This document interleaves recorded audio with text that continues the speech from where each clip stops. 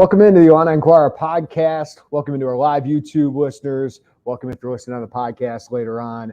But everyone wants to talk about what just happened at Memorial Stadium because that was a whirlwind. That was a classic of a game. Feels like we've gotten a couple of those in the last couple of weeks. 4 of them in a row that really come down to the final plays. But 3 of them, Illinois has won because they find a way to beat Indiana.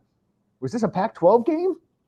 In the Big Ten, Illinois, Indiana looking like Washington State against Oregon State or something like that, as Illinois wins 48-45. A historic performance from one John Paddock. The legend of John Paddock continues, Joey Wagner. 507 yards, 4 touchdowns from John Paddock. Are we believers now? It's amazing what he has been able to do. Isaiah Williams, 200 yards, 2 touchdowns. Reggie Love, filling in for Caden Fagan, who got banged up in this one, 140 yards, 2 touchdowns. Casey Washington, career-high 99 yards, and his first career receiving touchdown. Pat Bryant, before he left the game, hit 131 yards, I believe, in the first half. But the defense really struggled. The special teams really struggled. But John Paddock and the offense get this done with more than 662 yards. And, Joey, I keep coming back to, wow, Illinois is 5-5. They have a real chance to make a bowl game. What resilience. But I keep coming back to, can you imagine if Illinois would have lost that game with John Paddock playing the way he did? They had more than 200 more yards than Indiana, but still had to win in overtime to get the victory. But they get the victory. Go, Joe. Yeah, it got pretty hairy down the stretch, didn't it? Honestly, after Indiana goes down in pretty effortless fashion, scores that touchdown, gets the 2-point. Come on, man. Like, you and I were standing on the sideline and, like, boy, everybody in here probably thinks they're going to lose this game because they've lost that game a million times. Like, that's the game they've lost forever. The defense it's a really good possession on that final drive, Indiana drive in overtime that led to the field goal. And then John Paddock did John Paddock things. And we can't talk enough about him because I said it to you before the game. Last week was so perfect. Right, it was so perfect for this kid to come in, this guy, he's a grown adult at this point, to come in and have that moment and thought that could, like, maybe Luke Altmaier's healthy, you don't need another moment. And then when Brett Biela said it became clear midway through the week about what you and I had thought, that Luke Altmaier wasn't going to be able to go, like, that had some pretty real crash landing potential for John Paddock. Like, oh, okay. Because it felt like lightning in a bottle. That's right. He did it over the entire game. Yeah. And then he did better. He did. Like, he's very confident out there. Those guys believe in his confidence, the way he exudes himself. And he tried, like, I thought about this a little bit with Mac Resetti. For now, I'm thinking about it a little bit with John Paddock. Like, pulls the trigger. Like, if he goes and he's very – he trusts what he sees. He goes through his progression. It's not to say he's erratic, but when he sees it, he go. Like, he doesn't overthink it. And goodness gracious, man. Like, they were down 27-12, and you thought, oh, my gosh. And then boom, boom, boom, boom. And what a performance. Like, you can't script it better than the last 7 days have been for John Paddock. There are few singular performances I will remember as much as this John Paddock performance. And after the game, seeing him get dapped up by all his teammates, they're in awe of what this guy just did. And it's a Ball State transfer who's a preferred walk-on who had never started a game at the Power 5 level. And what he's done. No, did he start at Tennessee? No, but I'm just saying he never started for a Power 5 team, okay? Oh, sure. Yeah. And that is what he does. Tony Eason never threw for 507 yards. Nathan Shilosh never threw for 507 yards. Jeff George never threw for 507 yards. All these guys, Kurt Kittner, right? Like, all these greats, Juice Williams, they've never done that. And listen, I know Indiana's secondary versus Illinois secondary. Who was worse today? Like, we can have that conversation. They were both awful. But John Paddock, the way he was poised throughout that game and just delivered time after time. And you keep saying it. There's a belief that this team has in him that we will get to, gives Brett Bielema a really interesting decision that I talked to him about, a good problem to have. But the last 5 quarters, or what is it, 62 minutes plus overtime of what John Paddock did, and to cap it with one of his most impressive plays yet to avoid what should have been a sack. The offensive line was phenomenal today. He got pressured on that one, makes a play out of nothing. hits Isaiah Williams, who is a superstar at this level at wide receiver, and that's game. Like that, it felt like, as you said, Illinois, how does this end? They find a way to lose this game. They didn't. That's a kudos to Brett Bielema and his staff, and it's credit to John Paddock, all these players. Unbelievable performance to be able to get a victory when it felt like this was all going downhill again in the final 5 minutes in overtime. Yeah, and Illinois played, 662 yards of offense. Indiana had 451. There was a point in the fourth quarter, Illinois had 300 more yards of offense than Indiana, and it was an 8-point game. And it's like, oh no, they're gonna blow this. And it's a testament to John Paddock and that offense for finding answers time over. There's a crazy stat, Jeremy. So John Paddock completed 24 passes today. 19 of those passes were called big plays, so 15 plus yards. 19 of his 24 passes. That is ridiculous. And those Illinois average we've seen like dink and dunks, right? Like, no, those were a lot of those were already 10 or 11 in the air. Pat Bryant had a lot of yak, but those were air yardage. Like that is a mind-blowing stat. Illinois averaged 21.1 yards per completion. Oh, God. I mean, Indiana averaged 13 yards per completion. I'm like, that's bad. That's a bad defensive performance. Illinois averaged 21. The way he's able to get rid of the ball so quickly, he diagnoses so quickly and so accurately. He makes great decisions. The teammates talk about how he knows what the defense is doing. He knows the coverage they're in before the play, and he diagnoses it so quick, gets the ball out quick. And to be honest with you, his arm strength's been better than I thought it would be. Like when we saw training camp, we saw against Penn State and Purdue, it wasn't that great, and it didn't start off great. I mean, the first drive, he had 2 incompletions. One of them looked like it could have been an interception. Like, it didn't start off great. Got hit on that throw and threw the interception that really dug Illinois a big hole there. But, man, his command and his poise is just legendary, what he's done the last 2 weeks. He hilariously said after the game, like, yeah, sometimes it takes me a drive to really get going. I was like, a week ago, it didn't. Took you 3. He goes, what are you going to do? But he said, he goes, I could have thrown for 2 yards. He goes, I know it sounds cliche, but I don't care. Like, we won this game. And that truly feels a little bit, I'm looking at State Farm Center out the window. It kind of feels a little bit like Quincy Guerrier last night, where it's like, been around for a while, man. Obviously John Paddock's connection to this university is entirely different, but it kind of feels like just figure it out. Like, this isn't hey, I got to get mine. It's just freaking, and which I'm not trying to suggest that's the mindset for Luke Altmaier at all. But like, John Paddock he does not care, man. He does not care. Just go out there. And Luke Altmaier said very similar, but it's an old guy. He's an old guy that's got command of this. He's seen a lot of defenses. It probably is the best quarterback performance I've seen in an Illinois uniform. And I did not expect John Paddock to have that.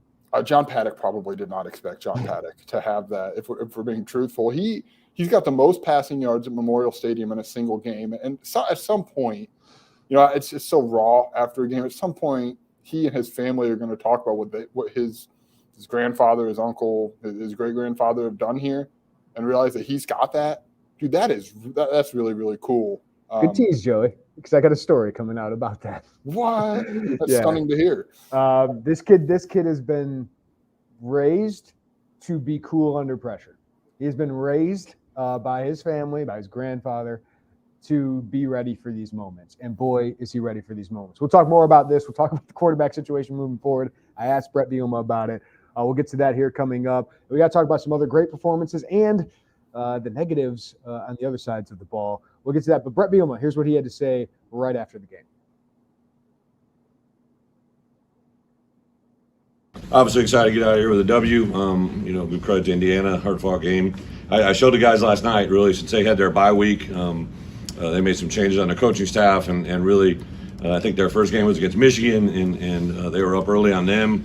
Then came back and had a Penn State game and made it a 4-quarter game, and then obviously the win over Wisconsin last week. So I thought coming in, we knew we were going to have a test on our hands, and our guys kept being perseverance, battling back. I give a lot of credit to the guys that made plays in the end, what needed to happen. Obviously, defense, tale of two halves, and then kind of at the end fell apart. But we lost some key personnel, and the guys stepped up to the challenge, made their biggest stop defensively in overtime there to forced that third down stop and then kicked a field goal. And then I tell you, John Paddock, I'm blown away that he obviously most yards in Memorial history for an Illinois quarterback. Just a great indicator. And I've always said this, right? Like long before today, the greatest quarterbacks I've been around are the guys that can make many plays or make plays of nothing, right? And that last play, it kind of broke down. They brought some pressure. He flushed out to his right. Isaiah adjusted and went cross country on that route over there into the boundary, and they could see him convert it and make it be the game-winning touchdown. It was just awesome. So a lot of really good things. Casey Washington got his first touchdown today. I can't believe that. This kid has absolutely been lights out. He's kind of been the unwritten MVP, in my opinion, all year. Offensively, he's just made big play after big play. Zy Chrysler came back after rolling up his ankle. Caden Fagan went back in after getting banged up. Don't know exactly where he is. So, a lot of guys persevered and came through. It's the end of the year in the Big Ten, and we'll see where we go. Yep, and we get to watch the Big Ten West race now with Illinois winning 3 of 4. They improved to 3-4 in the Big Ten, and they are in this. We'll see what happens with Iowa and Rutgers. Iowa up 6-0 in the third quarter there. But if you beat Iowa next week, you have a chance. That's got to happen. We can talk about what has to happen after that, but you have to beat Iowa to be able to do that. But Joey, a lot of resilience from this team, right? This could have faded. Isaiah Williams mentioned it. Teams could have quit. They could have moved on, thought about next season. This team hasn't done that. So no matter what, whether it was in-game, these last couple games against Minnesota, the comeback victory. Indiana, you were down 3 in overtime. You had to come back and win. You had to come back against Toledo and win. You had to go and drive the final drive against Maryland and win. Like, this team has a resilience that you got to appreciate. I asked Casey Washington about that. You're down 27-12 at home to a not very good Indiana team. You were 2-5 at one point. Is that right? Am I remembering that? 2-5 on what? The season? 2-5. Yeah, 2-4. You're 2-4. And I asked Casey Washington the same thing I asked Isaiah Williams, and he said, pardon my language. He goes, you got a group of guys who have been through some shit. You kind of find a way to get through this. I think that they've kind of, and I think a lot of it starts with Brett Bielema and this coaching staff. They kind of just absorb that mindset of whatever, right? Like there's a lot of coach speak to what Brett Bielema says because he's a coach, and like that's the message. But like it does.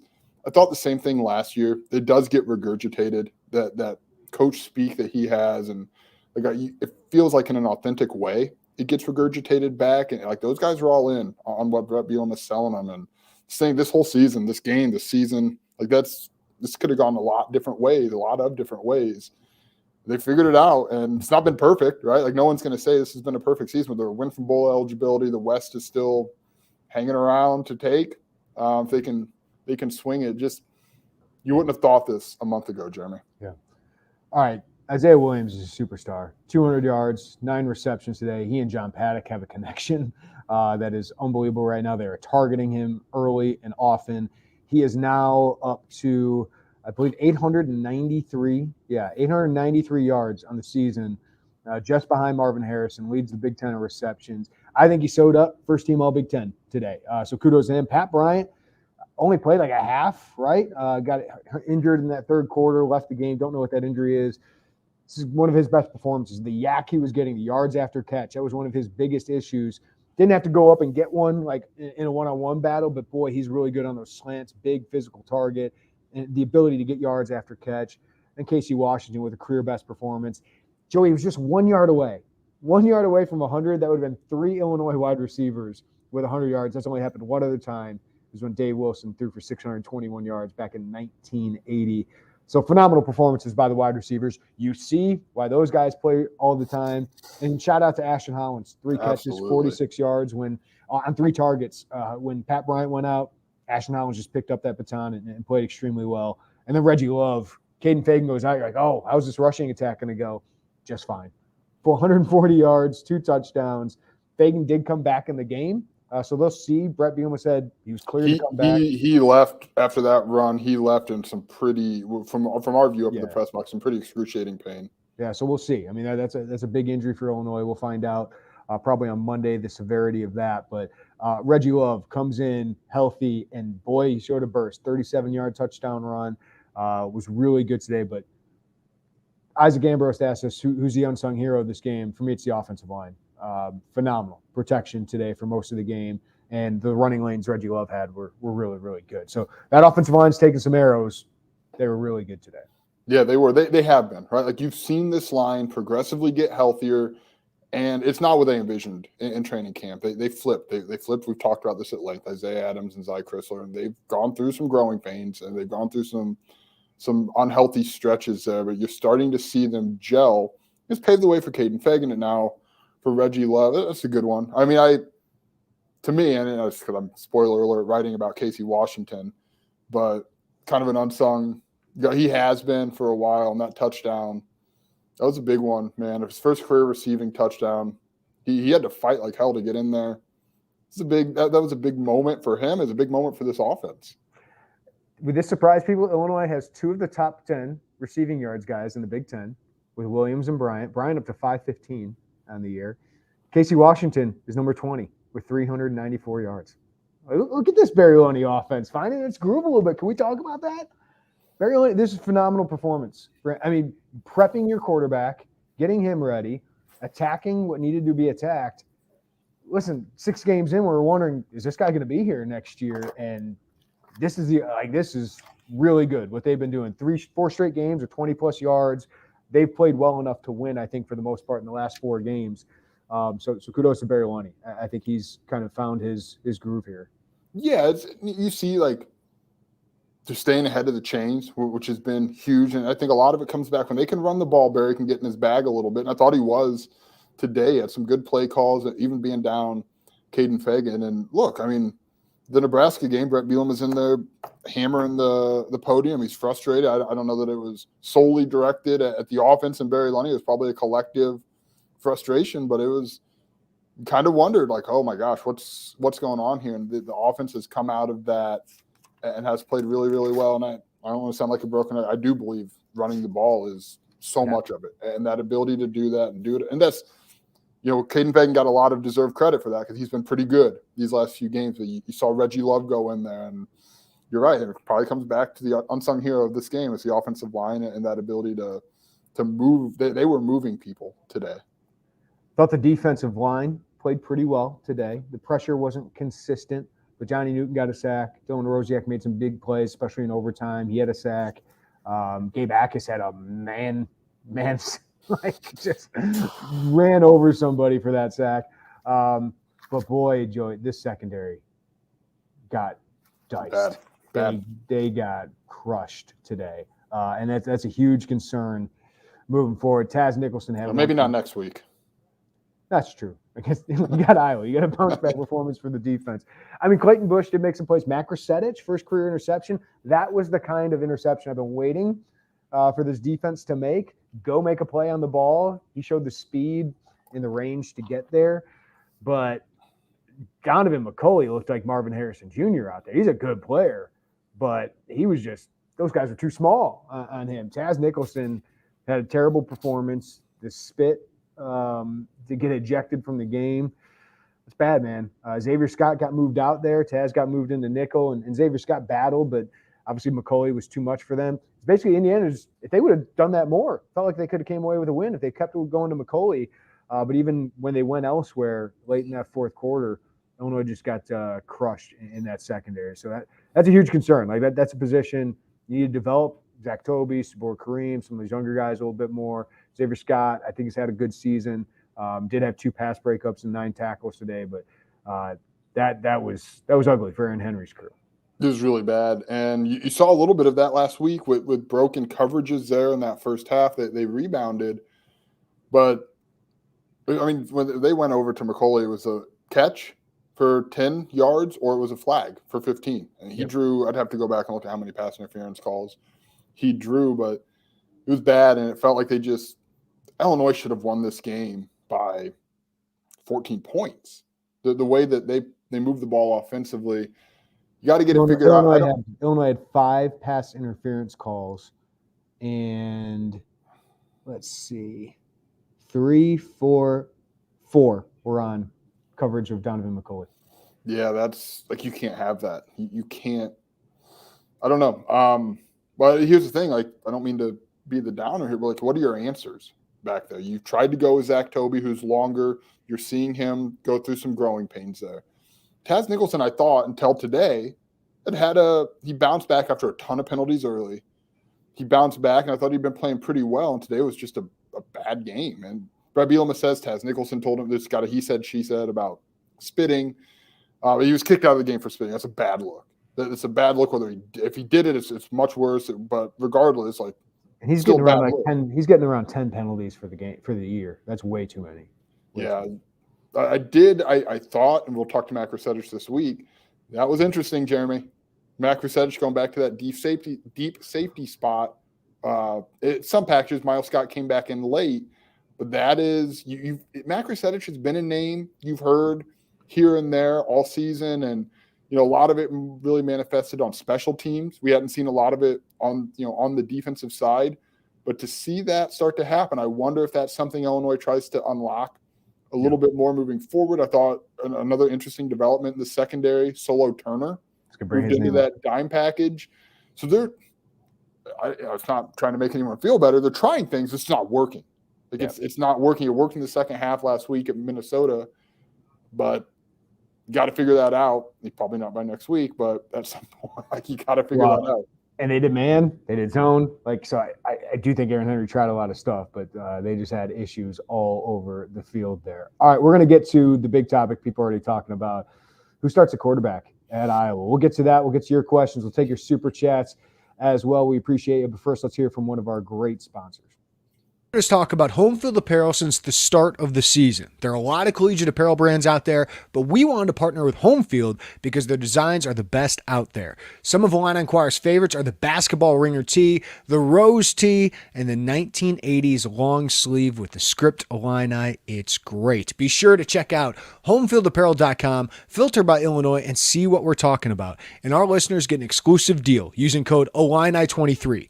Using that code Illini23 gets you 15% off your first order. We all know you're wearing Illini gear, so if you're in need of a refresh, we really think that you should check out Home Field Apparel, which has the best designs, and these shirts, guys, are really comfortable. Their designs are super unique, and a lot of thought goes into each concept. There's really nothing else on the market like what Home Field is doing. You can find them at homefieldapparel.com and use code Illini23 for 15% off your first order at homefieldapparel.com. All right, let's get to some of the chats, and we will address the big topic I know everybody wants to address here very shortly. But Fetigator, thanks for the super chat, $4.99. The ugly, we don't finish teams and put them away. I would agree with that. The bad penalties, 14 for 139. Reared their ugly heads again here, Joey. Spitting, that's never good. And the secondary, obviously we talked on those. The Paddock legend lives on. Ride the hot hand. All right, I will give my thoughts, but first, I asked Brett Bielema about the quarterback situation, how he handles it moving forward. Really well. Yeah. And then you have John do what he does. Quarterback come first? No, I'm just saying, seems like a good problem to have. How do you approach it? Yeah, it's a great question. I literally, during the course of this week, well, first off, Luke, full transparency, we thought he was going to get cleared, right? But it just, on Tuesday or Wednesday, he was mathematically eliminated from being in the game. But he now has passed that test, so he'll probably be involved from Tuesday forward. But obviously we'll discuss this staff, but John's done a lot of really good things and putting himself in this position. And the good news is you got two quarterbacks. And to be quite honest, Donovan Leary in the last month has been as good as he ever has been in our program. So kind of excited about a guy we've got recruited to. So there's a lot of fun things coming. I think it's exciting for me right now to be the head coach here, knowing what we have, but more importantly, what's to come. So you didn't really answer the question, but it's a real question, and it's a great problem to have, Joey. It reminds me of Wes Riley O'Toole. I came into this game thinking, hey, John Paddock managed the game, do what you can. How can you not be impressed with what he did? I think Brett Bielema's got a really hard decision this week, and the reason I think this is because I'm all about Luke Altmaier. I think he's played extremely well. He is your quarterback of the future. You don't want to lose confidence with him at any point. But this team believes in John Paddock. So I would have a really hard time taking John Paddock off the field right now. And I understand everything that can come with that. Like for Luke Altmaier, he didn't do anything to lose this job, and he's done nothing wrong. But John Paddock, like this team is just on a roll. And I don't know if you want to take that hot hand out. I think John Paddock would handle being the backup again really, really well. I just think he's wired that way. How does Luke Altmaier handle that? That's where Brett Bielema and these guys have to figure it out. So I don't know where they go, Joey, but I would have a really hard time not playing John Paddock right now, just because I see the look and we see what these players and hear what these players are saying about him. Like, it reminds me of how the Illinois players talked about Riley O'Toole at the end of 2014. They just believed that guy was going to win football games for him, and how can you not? Yeah, it's a good, tough decision for Brett Bielema to face because you feel like you have two guys who can go out there and win you games. But it's tough because, I mean, you got one guy, John Paddock, who's probably got, let's assume the West doesn't open as wide as we think it's going to open. 3 more games left. Assuming they get one more of these next 2 and get to a bowl game, which is obviously no gimme. You got 2 more years of Luke Altmaier, and he's a guy, man. Like that's the thing. like, this isn't just in a vacuum, right? Like, you have to look at, and Luke Altmaier's been down this road before at Ole Miss. At Ole Miss, where he's been in those jobs. But did you got the bottom line? You got a guy who threw for 507 yards in a football game. You got a guy who's won you 2 games, saved your season. He saved your season. Everyone's seen it. I mean, you could also say that Luke Altmaier, the last time he was on the field, especially in that first half against Minnesota, was awful. Like that. I agree with you. Like we were laughing. I'm not answering this because I don't know. We were laughing off, and Paul is right. We were laughing off quarterback, and we were just saying, "Hey, we don't need to have a controversy." And that was what I thought, and I think the staff felt the same way. It's like, no, if Luke is healthy, he's going to play. He's earned that, and I agree. He's played really well. You have 2 good. Do you have the 2 best quarterbacks in the Big Ten West right now? Oh my God. I'd have to look and see what Hudson Card's doing because I think he's trying to turn up Minneapolis. But that's a great problem. But like, it is a problem. Like, how do you handle this? I don't know the right way, but I just know what I see out of those players and the belief they have in John Paddock right now. So yes, Paul, who weighed in with you guys are laughing this off quarterback controversy.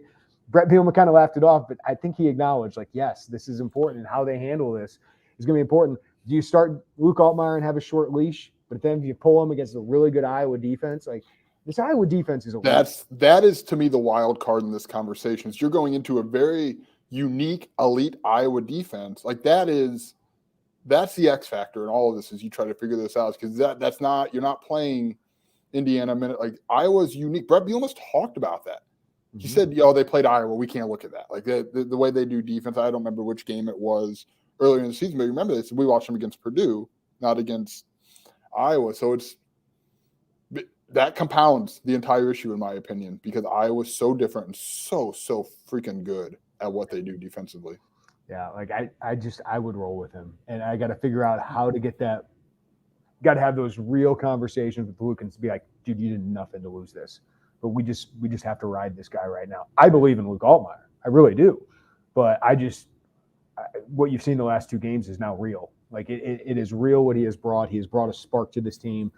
Listen, I thought back then when Wes Lunt lost the job to Riley O'Toole, like, it's hard to bench Wes Lunt. And Wes Lunt came back and started 2 more years. Wes was able to handle that because if you're all about the team, right? Like, we talk about all these guys, are they all about the team? Like, if you want to win games, can't argue right now that John Paddock is helping you win games at a high level. So helping. Today was wild. Yeah, leading. Paddock needs to be put on scholarship. I don't think they have room for scholarship. What are the NIL deals John Paddock gets out of this? Let's start filling those coffers, man. Like, how much has John Paddock been worth to Illinois football the last 2 Saturdays? Yeah, man, I don't. Hundreds of thousands of dollars for sure, maybe millions. Hey, John Paddock, leading that win at Minnesota. This place was rocking today, as good as I've seen it in a while. 53,000 people, and it seemed like there was 50. There were 45. At least got through the turnstiles. It was rocking, and the win at Minnesota didn't hurt that, right? Like, that didn't hurt the desire to come out for this. Yeah. Man, I still just can't get over that performance. Update on injury to Fagan. Joe, you saw him walk off the second time after he fumbled at the goal line. By the way, when they put him in for Reggie, he didn't look too good after that. No, he didn't. He was in some pretty, from our vantage point, some pretty considerable pain. I didn't really know that he was going to go back in. He went in on that 4th and 1. He was lined up as a fullback. I thought he was a decoy. I still think he was a decoy to get great play call, by the way. Very Lunny. But I was surprised, to be honest with you, to see him down in that situation. Brett Bielema said he was cleared. It's running back room. We'll see. We'll obviously ask Brett Bielema on Monday. I do not know how much. Like, let's just get in front of it. Like, I don't know how much it benefits Brett Bielema to fully share with us. Yeah. It sucks. I wish you, but like I understand the gamesmanship of it all. Well, the only thing I think of is like, he was cleared to play.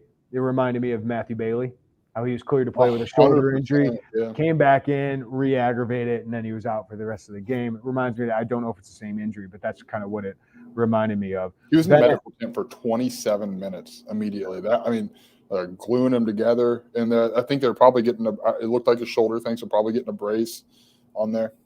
Ben asked, did anyone else notice John Paddock looking like he was limping a little in the last couple sets of downs? When we got down to the field, he got nicked up a little bit. Battled through it, man, and to avoid that pressure. And Isaiah and him just kind of played some backyard ball. Isaiah broke down the play in our post game. Watch the video. Enjoy Johnny Newton basically telling him to just stop. Yeah, which stop. Also, never stop. Isaiah Williams said, I'm probably saying too much. Never. No. You're never saying too much. He's the best quote on this team. He really, like, it was such a fun breakdown to hear him listen to that play. I would really encourage people before Johnny interrupts. It was really a fascinating breakdown from him. Yeah. Patrick, what has happened to Malik Elsie? Did I miss something? He played today. He came in and played. Ashton Hollins is ahead of him on the depth chart, and you see why. 3 catches for 46 yards. And how are we Patrick, I get it. It's Malik Elsie. He's a 4-star prospect. We see what Caden Fagan's doing. Wide receiver was unbelievable today. The guys they played at wide receiver were fantastic. Like, are you going to take out Patrick Bryant or Ashton Hollins or Casey Washington? Like, those guys combined for 300 yards almost, those 3 guys. Like, you're not taking those guys off the field. No, look, I encourage you to go to the website. Jeremy caught up with George McDonald. We talked about a lot of this. Nothing's happened to Malik Elsie. He happens to be a freshman with a lot of veterans. Got here in June.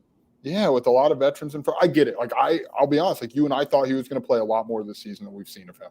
Yeah. Like, we did. We certainly did. Yeah, and that's not how it's played out. But there are ebbs and flows when you're a freshman and you're coming in and you're trying to learn. And right now, this is like, you got to get win. Like, you got to win. You got to get wins. If Casey Washington were not on this team, if Pat Bryant were not on this team, Malik Elsie would be playing a lot. But you're a better team because you have Casey Washington and Pat Bryant on the team. You don't have to rely on a true freshman. Smitty, is man the wrong scheme fit for this personnel? Will Pinellas Henry make an adjustment? They played both. They did. And look, I mean, we said the same thing, the opposite, I guess, a couple weeks ago. It's like, oh, boy, zone wasn't good. Right? It wasn't very good in zone. No, and man wasn't very good today. I don't know. I mean, you got to mix it up, change the picture, whatever it comes back to. But I still think this is a team that plays better in man coverage to zone coverage. It just wasn't today. Yeah, you just had a 6'5" receiver that just owned Illinois. And then this was a referee crew that was consistently calling it, at least in my opinion. They were consistently calling pass interference. Casey Washington drew one of them. Like, if you got handsy, and Illinois is handsy. Isaiah Williams drew one. Yeah, they are a really handsy team. Like, and I think we saw that last year. Devin Witherspoon had a lot of pass interferences that probably weren't called, but he's also dominant. Like, that's just kind of the way they get into people. But yeah, they got to get better. They just got to get better, and it's why they're trying to get longer, Joey. It's why they're recruiting Sabor Kareem and Zach Toby and all these long DBs, is so that they can compete against the Donovan McCulley's of the world, because they are really small. Tyler Schrain is small. Xavier Scott's under 6 foot. Taz Nicholson's 5'10", 5'11", right? Like, these are small DBs. They need to get longer. They do, and you help those guys out by getting home more up front. And didn't see it. Johnny Newton had his moments. I thought Keith Randolph was good today. You didn't see, I mean, it flashes, but like you need consistently to get up there and make those passes hard. And it didn't happen. It didn't happen. We'll ask Kevin Henry about it on Monday. What happened with some of those plays? I get it. Like someone said, the penalties. Yeah. Penalties. Yeah. They were brutal. Yeah, just absolute killers at times for this team. All right, I gotta share the Big Ten standings right now. The Big Ten West. Boy, I'm gonna miss you. I just looked up, and Rutgers' quarterback is running backwards for, I would say, 7 yards trying to get the ball. I do not believe Iowa is going to be losing this game. I do not believe Iowa is going to lose the Big Ten West. 12-0. Iowa's up. Oh my So God. what needs to happen with Minnesota getting trounced, right, still by Purdue, Wisconsin getting trounced by Northwestern. Northwestern's not an easy win.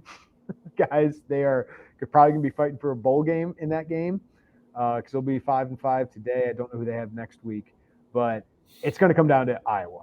You have to beat Iowa next week, and then you have to beat Northwestern, and Iowa needs to lose to Nebraska, which Nebraska is capable of beating Iowa as long as you can score 10, 13 points, which is not easy against Iowa. But that's it. Illinois needs to win 2. They need Iowa to lose 2 after they're going to beat Rutgers today. That's what it comes down to. Pretty easy. Yeah.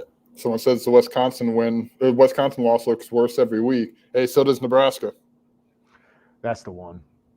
That's the one for me that listen, Purdue, I know the second half got away from you, but for me, it was just not even showing up for that Nebraska game. Not even giving yourself a chance against a team that I don't think is very good. I know they're 5-5 now, fighting for a bowl game, but I just a team that can't throw the ball, and you just gave yourself no chance to win. But yes, those are all regrettable. All regrettable. We've also found a way to win against Maryland's a bowl team, right? Minnesota's probably going to be a bowl team. They're going to fall to 5-5, so that's in doubt. I think with Iowa and Wisconsin left, so we'll see. And then you're able to beat an Indiana team that has played better football the last couple of weeks. They're playing far better, so kudos to them. Yeah, look, you can go back a year ago, right? You can go back to like when you're in the hunt for these things, like there are 1 or 2, or in this case, as Brandon points out, 3 that sting and bite, and as we saw in especially that first half of the season. I do want to bring up special teams. Bad today. I wrote it in my quick hits, but they had a muff punt by Isaiah Williams. Kudos to him for bouncing back yet again after a turnover. But that was a weird punt. It kind of hung in the air, had some interesting rotation on it. Caleb Griffin misses an extra point that ended up being huge. Indiana missed one too, but ended up being huge. And then Kanari Wilcher returns one for a touchdown. It would have been the first since D'Angelo Bentley in 2013, Joey. I've been waiting to update that stat, and I think Kanari Wilcher's got a real chance with his speed. Great blocking, except Tip Ryman held. And it was an initial block, so it probably played a huge role in him being able to do that. But then David Alano with his kickoffs has been off, right? Like just not getting it to the end zone. So special teams has been a strength throughout the season. It was a big key for me coming into this one, and it almost played a huge role in them losing. Yeah, someone says they've been terrible all year. That's not how I recall special teams playing. They've had terrible games, but I don't feel like they've been terrible. Today was bad. And you saw early on, like, oh, man, there's room. Like that first kickoff, Kanari Wilcher looked like he could have gotten a lot of yardage if he goes up the middle there. You thought, oh, man, maybe this is going to be something, and it went very fast the other way. Fedigator, poetic justice for Illinois to somehow grab the Big Ten West title after last year's debacle. Yeah, if this was the team to win the West after what they've been through at 7-5, 5-4 in the Big Ten, what a way for the West to go out, Joey. It'd be a perfect way. I'm really going to have to pour one out for the Big Ten West the day after Thanksgiving. What a fun experience. The 2 days after Thanksgiving. What a fun experience the Big Ten West has been. Big loss for Indiana, man. Like, Ugh. Had chances to win this one. Could have been 4-6 with a chance with Michigan State and Purdue still left on there. Tom Allen's got to win probably 2 more. They can't. I give them. They're fighting. They're fighting. They're still playing hard for their coach, but it'd be interesting to see where they go from here. Now to think about the other side of this. Yeah, because their secondary was worse than Illinois' secondary, believe it or not. Not. That was. Oh my gosh! Goodness gracious, those secondaries were terrible. Yeah. All right. Anything else you want to hit on, Joey, before we get out of here? I think Bobo is actually, as I've been kind of watching him, he's had some pretty good, like just big picture stats I wanted to circle back to. And again, like let's remember, this bar is low. First time since 2000 to 2002 that the Illinois has had 5 or more wins 3 seasons in a row. That bar is so low. It's a very low bar, yes. But it's happened. I don't know. It read better when I read it in my mind and not out loud. But you're seeing the trajectory. It's not as fast as some people Let's talk about it. Like this last month has been huge for this program. And I know you blew the Wisconsin game at the end, but you also gave yourself a chance to win. This is the team we expected. This is the team I picked to finish 3rd in the Big Ten West because I just figured they'd give themselves a chance to win, Joey. and be in a bunch of one-score games, win some, lose some. Some will be frustrating. They could beat Iowa and they could lose to Northwestern, right? Like, that's what I thought this team could be, and we've seen it. And that's what, again, makes the Nebraska game so frustrating, makes the Purdue game so frustrating, Kansas, but Kansas is a pretty good team. But they're finding a way to bounce back, and they're finding a way to potentially get themselves to a bowl game. Got to get one more, and these next two are not going to be easy. We'll see what the health of this team is. But they're giving themselves a chance now. Like that was my biggest takeaway from last week. Just keep giving yourselves a chance to win, believe you can win, and they do. So kudos to this team, kudos to the staff for turning the season around and giving us a meaningful final 2 weeks of the season. With you go to Iowa, all of a sudden the Big Ten West is in your grasp. Then you get Northwestern at home, and even if you lose to Iowa, for a trophy game, for a bowl game, meaningful stakes for this program, and that kind of hits at Bobo's point. Brett Bielema has just made this team competitive. They are competitive, and they have been that over the last 4 games, and that's why you're starting to see wins again. Like the fact that you got 12 Big Ten wins under Brett Bielema in 3 years. That's a low bar, but that's the best since Lou Tepper, I think.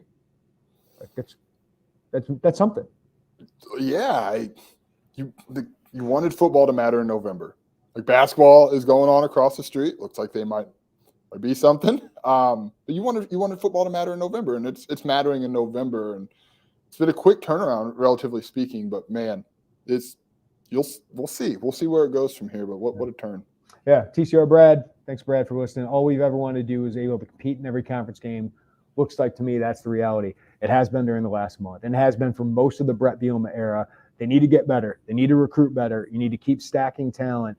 Just give yourselves chances to win. And that's what's frustrating about Nebraska and Purdue is you just kept getting in your own way, and you kept losing the game and not giving yourself a chance for the opponent to lose it or for you to go and take it at the very end. So that has been the mark of a Brett Bielema team, is consistently competitive. And if they do that the next 2 weeks, I think they'll get the win they need to get to a bowl game, which is very meaningful. It is very meaningful for this program to get those 15 extra practices, to sell to recruits, to sell to transfers, that we are a program that can compete, we can develop you, we can put you in the NFL, and we can win some games and have some fun in November. 100%. It's meaningful to sell to the fan base that a month ago thought this thing was going to be like every other breakthrough following a breakthrough year. And so if they can turn around and get back and give fans somewhere to travel, maybe it's Detroit, maybe it's Vegas. Maybe it's Arizona. Yeah, maybe it's Arizona. Like to give them that extra push, and then just from a development standpoint, like you can't, like 15 extra practices are a big deal. They are a very, very big deal. We'll see. I mean, they put themselves in position, Jeremy, to go out, and they took care of the 2 in this Final 4 that you thought, okay, they've got to take care of those games. And it was a freaking wild ride in both of those games. So they took care of it, and we'll see what happens these next 2. Shout out Mark. He said, great work this weekend covering all the games. Grab a beer on your way out. We will. Mark, appreciate that. I might grab a good few. A good few. We got some writing to do. This is so like it's weird. This time of year is no. I mean it. Like the sleep is low. There's no days off. Like I'm asking my wife for forgiveness just because of how much we got to do, but to cover meaningful games, memorable games like this, and basketball with a top 5 team coming. We really do appreciate the support. So, Mark, really appreciate the $19.99 super chat. That's awesome, man. And we appreciate doing this, but it's also fun. Like, so as much work as this is, it doesn't feel like work when you get to cover stuff like this. So we appreciate everybody tuning in here, supporting us on the YouTube channel, supporting us on the podcast, and most importantly, being VIP members. We got some good stuff coming for you. I'm really excited about my story on John Paddock. I'm excited for Joey's on Casey Washington. Got film to watch tomorrow. We'll have a notebook because there were so many storylines about this, and it would have been so disappointing, Joey, just for me and you. As listen, if Illinois wins, it doesn't affect us maybe as much as it affects the fans, but it would have affected how we would have written about this because we had these great stories of John Paddock, Casey Washington, Reggie Love, like Mac Rusetich, Isaiah Williams. It's like, don't waste this with a loss where we got to talk about it. So I'm personally happy that we get to talk about these positive stories that come out of this victory for Illinois. Yeah, look, it hit me last week in Minneapolis. You and I got an Uber back to our hotel, went and got some dinner. We're sitting there. It's like, we're in Minneapolis, like just traveling, watching and talking football, and people care enough about what we think to give us the time of day to either read us or to listen to us. That's a huge deal. That's a really big deal. And I know this can get from time to time like a little chippy, a little testy, and there's a lot. Can you imagine this chat if they would end up losing that I'm game? seeing some comments. You would think they did. But like, this is the best job. It's the best job in the world. And just to have to talk to people about sports, dude, that is awesome.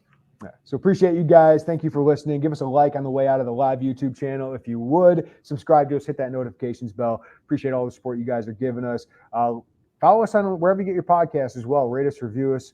We appreciate that. Look at Storm. Let Joey Wagner tailgate the Northwestern game for a story and eat all the barbecue. Yes. I won't drink beer, but I would happily. I probably will need to eat to shake off what I would imagine is going to be a wild ride from Wednesday to Saturday for myself personally, Thanksgiving week with some friends in town. All right, we'll do it. Yes. Give me your tailgate spots. I'll come by. We appreciate that. And everybody, check us out on the website because we're going to have some really good stuff for you coming up. Derek Piper's got more on hoops as well. It is a busy time of year. And we appreciate all you guys. Have a great night. Take care of each other. We'll talk to you next time right here on the Illini Inquirer podcast.